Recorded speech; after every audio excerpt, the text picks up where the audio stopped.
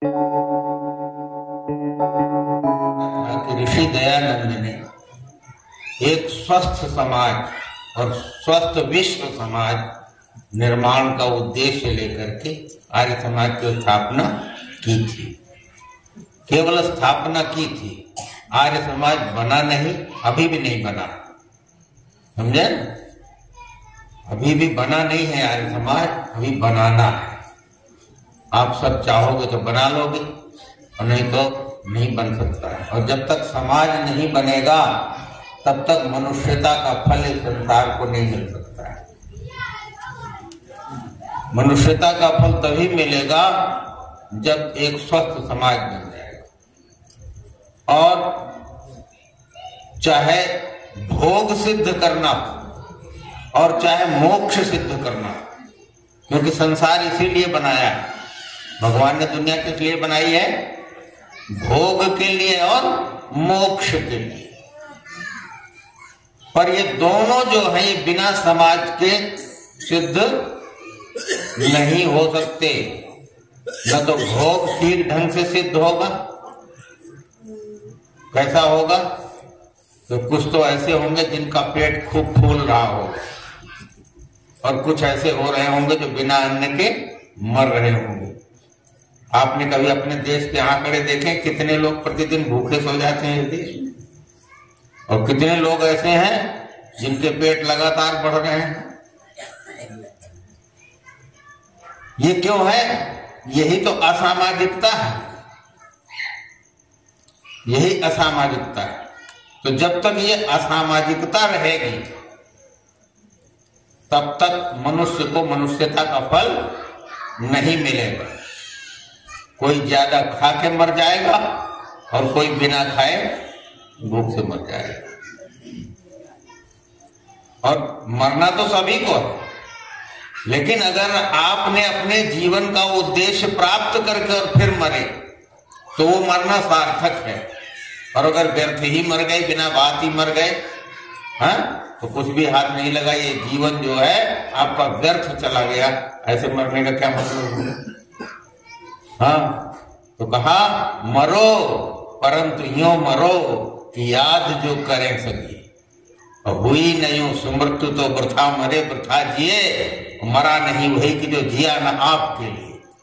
और यही पशु प्रवृत्ति है कि आप ही चरे, और वही मनुष्य है कि जो मनुष्य के लिए मरे। तो मरने की बात भी बता दी गई। तो ये अपना सब्जेक्ट तो नहीं है आज का, प्रसंगोपात आ गई बात ये कि जीवन जो है ये बिना समाज के सफल नहीं हो सकता। मूल बात ये है। अब उस समाज को हम बनाएं कैसे? आप सब जब प्रवचन सुनते हैं तो सोचते हैं कि क्या करें आखिरकार।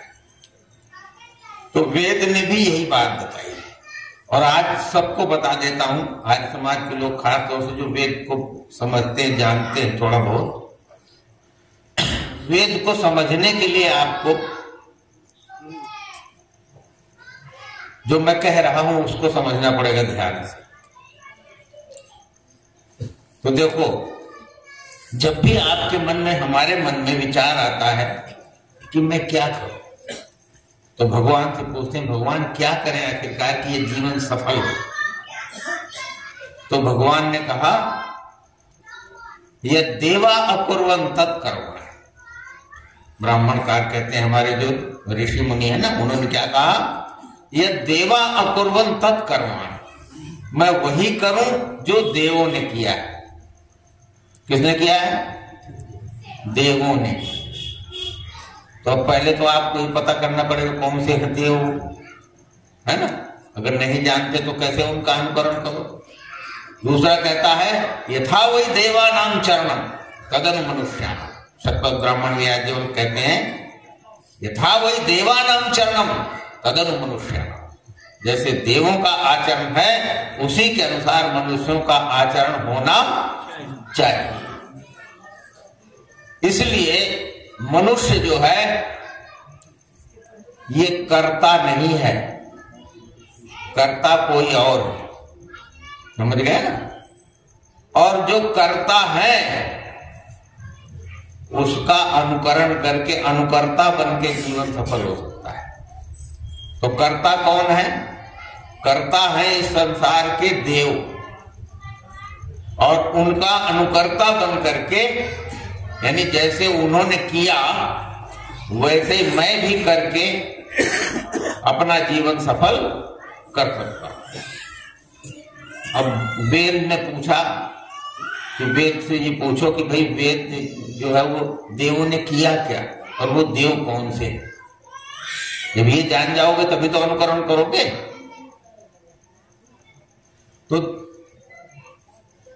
वेद कहता है कि देव को बड़ी आसानी से, बड़ी सरल भाषा में अगर समझना है तो देव कहते हैं देने वाले। किसको? जो देता है वो देव है। अब देता क्या है? तुम्हारे कल्याण की, तुम्हारे काम की, तुम्हारे हित की जो भी चीज है वो जो देता है वो देव। तो वो दिखाई नहीं पड़ रहे कहां है देव, तो कैसे अनुकरण करेंगे उनका?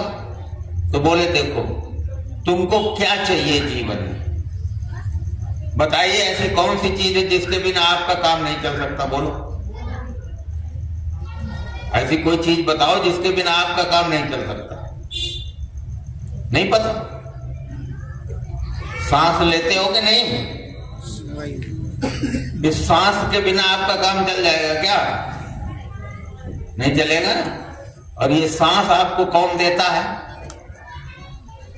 सांस देता है वायु देवता देता है।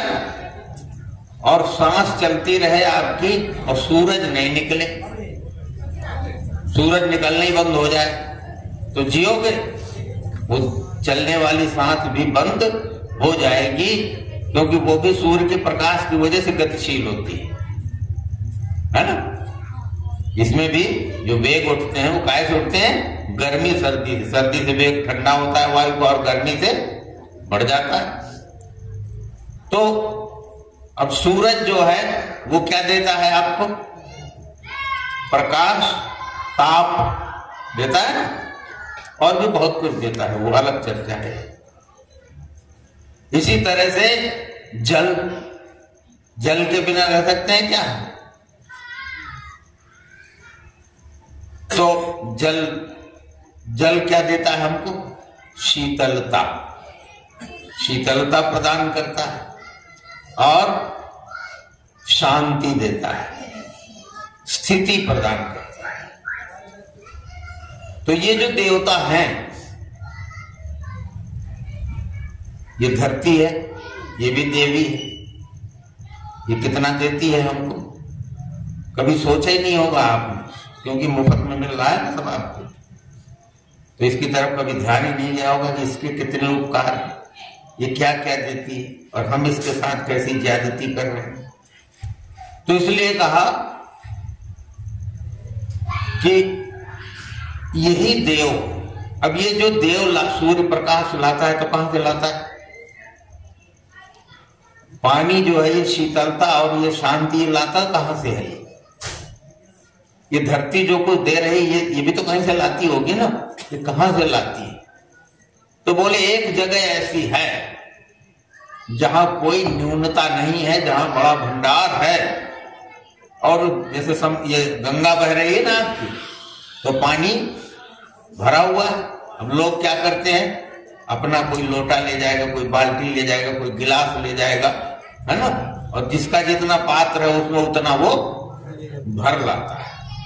बस देवता यही काम करते हैं, उस भंडार से ला करके और तुमको दे रहे हैं। तो मैंने उस दिन बताया था आपको कि जो संस्कार देना है अपनी संतान को वो क्या है? देने का। क्योंकि लेते तो रहते ही हैं, लिए बगैर काम चलता नहीं, तो लेना भी है और देना भी है। तो लेने वाले के पास देने के लिए कुछ न कुछ होना चाहिए, इसके बिना कोई सामाजिक नहीं बन सकता। सुन लो ध्यान से, लेने वाले के पास देने के लिए कुछ न कुछ होना चाहिए, इसके बिना कोई भी सामाजिक नहीं बन सकता है। और यहीं से गड़बड़ शुरू होती है। लेना तो सब चाहते हैं पर देने में तकलीफ होती है, देना कोई नहीं चाहता। झगड़ा इसी बात का है संसार। तो कहा कि देव क्या करते हैं, देव देते हैं। और कहां से ला करके देते हैं, जो पूर्ण है। कहां से लाते हैं, जो पूर्ण है, जो अन्यून है, जिसमें कोई कमी नहीं है, वहां से ला करके देते हैं। रसे न तृप्ता न कुतश्चन ऊना, उसी का नाम परमेश्वर है। ये सब परमेश्वर के यहां से ही लाके देते हैं। उसी के लिए उपनिषद कहता है कि ये सूरज की रोशनी सूरज के पास की नहीं है अपनी। कहने लगे कहां से लाया, न तत्र सूर्यो भाग न चंद्र तारकम नेमा विद्युतो भांति कुतोयम अग्नि। वो जगह है जहां सूर्य नहीं चमकता उसके आगे। फिर इस अग्नि की तो औकात ही क्या है, चमक ले उसके आगे। फिर वो क्या है, कहने लगे तमेव भांतम अनुभाग सर्वम, उसकी ही चमक से ये सब चमक रहे हैं। और तस्य भाषा सर्वमिदं विभाति, और ये जो सब दिख रहा है ना आपको, ये उसके प्रकाश की वजह से दिख रहा है। ये इसलिए सागर वो है। और ये देव जो है, ये देव वहां से ला करके हमको दे रहे हैं। तो भगवान ने जो ये दुनिया बनाई तो देवों के माध्यम से बनाई। देव भगवान का कार्य कर रहे हैं और उस भगवान के कार्य को वेद में यज्ञ कहा गया है। नोट कर लेना अपने दिमाग में अच्छी तरह। उस भगवान के कार्य को जो देवता कर रहे हैं, वो देवों का किया गया कर्म वही यज्ञ कहलाता है। तो देव अपने कार्य में न तो प्रमाद करते हैं, न आलस्य करते हैं और न न्यूनाधिक्य करते हैं। कम ज्यादा भी नहीं करते, ठीक ठीक कार्य कर रहे हैं। लेकिन जब उनके कार्य में किसी प्रकार से व्यवधान पड़ जाता है, और वो व्यवधान मनुष्य के अलावा दूसरा कोई नहीं डालता है, समझ गए ना। दूसरे जितने भी प्राणी हैं वो ईश्वर की व्यवस्था में बंधे हुए वैसे चलते रहते हैं, अपना भोग ग्रहण करते रहते हैं और जीवन यापन करते रहते हैं। मनुष्य ऐसा उच्छृंखल है कि वही ईश्वर के यज्ञ को विध्वंस करने का साहस करता है, विध्वंस कर नहीं पाता। जब भी ऐसी हरकत करता है तो उस पे ही उसकी मार पड़ती है, उसको ही उसका नुकसान उठाना पड़ता है। पर नासमझी के कारण, अज्ञान के कारण, अविद्या के कारण करता रहता है। आप सब लोग करते रहते हो, हम भी कई बार कर बैठते। तो इसलिए कहा कि जो देवों ने किया वही मैं करूं। तो देवों ने क्या किया, यज्ञ। तो मैं क्या करूं, मैं भी यज्ञ करूं। तो अब यज्ञ कैसे करूं, यही सीखने के लिए या यही सिखाने के लिए हमारे पुरखों ने, हमारे ऋषि मुनियों ने ये एक मॉडल बना के तैयार किया। जो ये यज्ञशाला बनाई है ना आपने, ये असली यज्ञशाला नहीं है, ये देवों की यज्ञशाला के अनुकरण के रूप में यहां बनाई गई है। ब्रह्मांड में जो ये सृष्टि जो चल रही है, ये एक विशाल यज्ञ है और इसमें एक हवन कुंड जो है वो जल रहा है और उसमें सारे देवता अपनी अपनी आहुति डाल रहे हैं। और उससे पैदा क्या होता है, देवता यज्ञ करके करते क्या है ये भी पता करना चाहिए ना। तो बोले अमृत का उत्पादन करते हैं। क्या करते हैं, हाँ, इसलिए वेद में मंत्र आता है, देवायु अमृतम रक्षमाणा। ऐ लोगों, देवों की तरह से अमृत की रक्षा करते हुए तुम्हें जीना है। अब अमृत कभी खाया है आपने कि नहीं खाया है?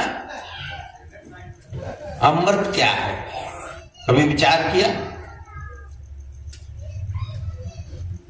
आप सोचते होंगे कि किसी उसमें बोतल में भरा रखा होगा, किसी घड़े में भरा रखा होगा।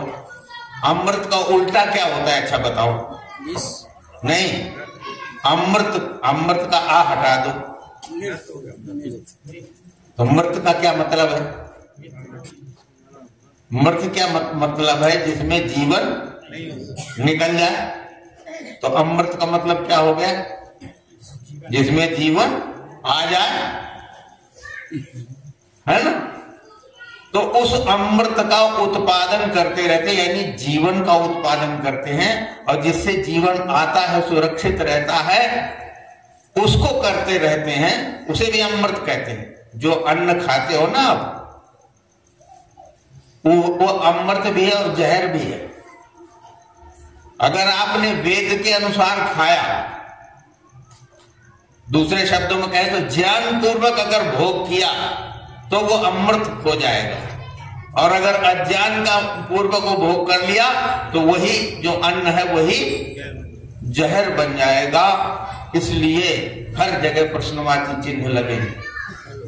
क्या खाना है, क्यों खाना है, कब खाना है, कितना खाना है, कैसे खाना है। ऐसे लेने देने के बारे में भी प्रश्न चिन्ह लगे। देना है, किसको देना है, कितना देना है, कैसे देना है, क्या देना है।